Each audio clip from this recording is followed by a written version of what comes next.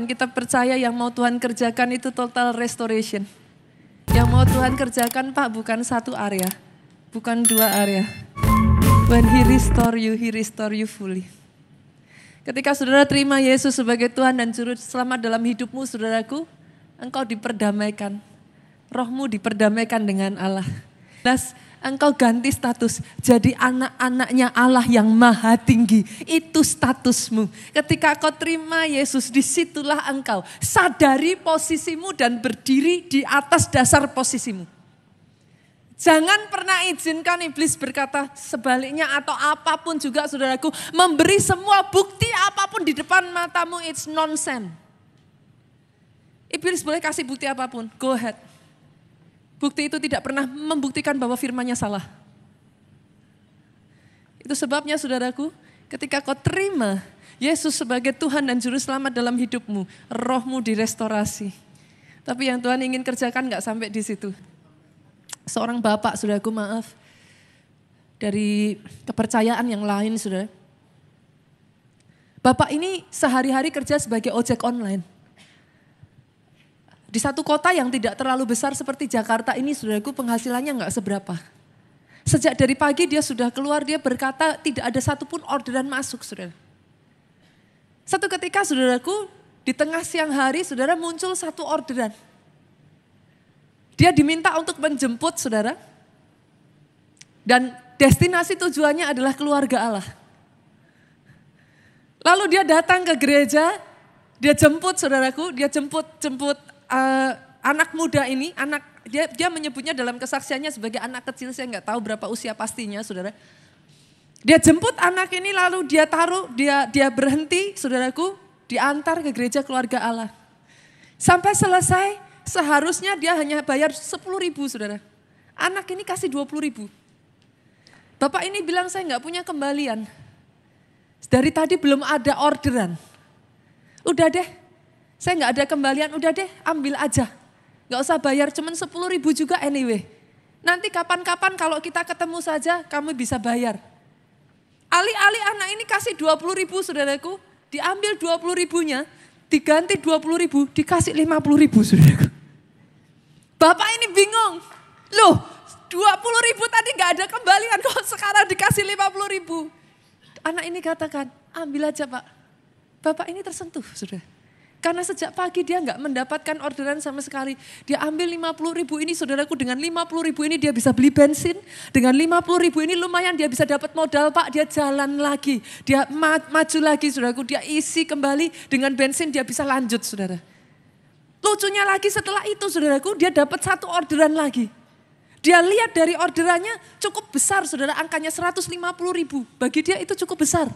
Ternyata orderannya adalah mengantar barang satu box paket Pak ke Klaten. Jadi dia dapat 150.000 dari situ dia ambil saudara. Lucunya saudara, paket dia antarkan selesai. Sekali lagi dari orang yang menerima paket memberi dia tip 50.000. Dia bingung, kenapa ini hari ini orang-orang berbaik hati kepada aku gitu. Lalu dia renung-renungkan setelah selesai itu saudaraku kembali sekali lagi saudara. Dia antarkan dari orang tadi pergi ke satu tempat, dia antarkan orang yang terima paket itu pergi ke satu tempat, dia drop saudara, bukannya dia disuruh pulang, diajak makan saudara. Selesai diajak makan, dikasih 100.000 saudara. Dia tuh bingung. Di perjalanan dia merenungkan. Siapa ini, kenapa semua orang baik? Dan satu kesamaan yang dia temukan, dia penasaran saudara. Dia tanya, itu paketnya itu apa yang ada di dalam box? Kok aku dikasih tip yang begitu mahal, 50.000, 100.000, itu memangnya isinya apa paketnya di dalam box? Ternyata dia mendapati jawaban, adalah paket kiriman untuk anak-anak sekolah minggu, gereja keluarga Allah di Klaten saudara. Dari situ dia tambah bingung saudara. Semua yang dia jumpai semua berbaik hati. Dia mengambil satu kesimpulan. Mereka semua orang Kristen. Dari situlah dia penasaran saudaraku. Dia penasaran, dia kembali ke kota Solo. Dia memutuskan, kalau orang Kristen memang sebaik itu, aku mau coba ikut. Dia masuk ke gereja keluarga Allah di kota Solo, ikut pondok Daud, saudara. Tuhan jamah hidupnya. Hari itu dia ikut pondok Daud. Ini kesaksiannya secara pribadi, saudaraku. Sejak dari hari itu, hari demi hari, Tuhan sertai ojek online-nya diberkati, saudaraku. Tidak pernah kosong, tidak pernah kekurangan. Tidak berhenti sampai di sana, saudara. Saya takjub mendengar kesaksian ini. Dan dengar baik, saudaraku, ternyata Tuhan punya 1001 cara untuk menemukan saudara. Bukan kau yang cari Tuhan, ingat baik-baik, saudaraku. Bukan engkau yang memilih Tuhan, kau tidak pernah memilih Tuhan. Tuhan yang mencari dan menemukan engkau. Bapak ini, saudaraku, dia datang ke gereja kita di kota Solo, saudara. Ikut pondok Daud, dari situlah dia memutuskan terima Yesus. Dan akhirnya, saudaraku, dia ikuti terus gereja kita. Sampai akhirnya dia belajar dari hal yang kecil, saudara. Memberikan persepuluhan. Dari dia memberikan persepuluhan, dia berkata, aku ini dari orang yang sangat miskin sekali.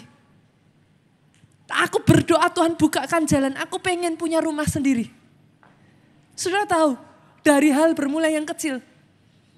Dia mendapat satu bisnis, digaji 1,3 juta, saudaraku. Dibukakan jalan. 1,3 juta satu bulannya, saudaraku. Gajinya sangat kecil. Tapi dia lakukan dengan setia, saudara. 1,3 juta, terbatas pengeluarannya begitu besar. Tapi dia setia memberikan persepuluhan.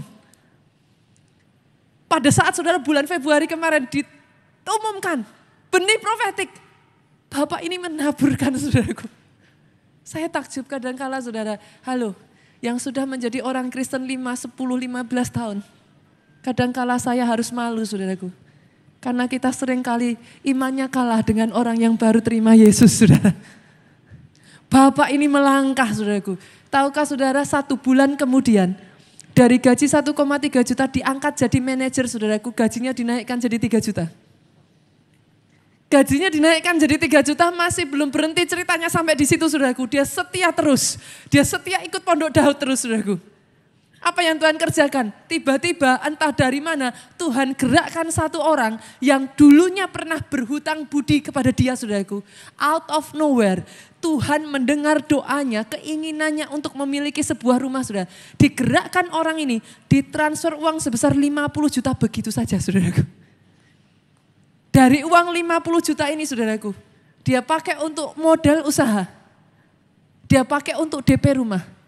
Di tahun yang sama, saudaraku, dia sudah bisa berhasil membeli rumah itu dengan semua yang Tuhan kerjakan atas kehidupannya. Halo, anak Tuhan, Tuhanmu belum berhenti bekerja.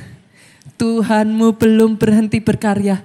Jangan kehilangan pengharapan atas apa yang engkau lihat di depan matamu, saudaraku. Saat ini kisahmu belum selesai. Jangan hanya lihat yang di depan matamu mustahil. Jangan hanya dengar berita-berita yang menghancurkan imanmu. Tetapi hari ini ambil keputusan, saudara.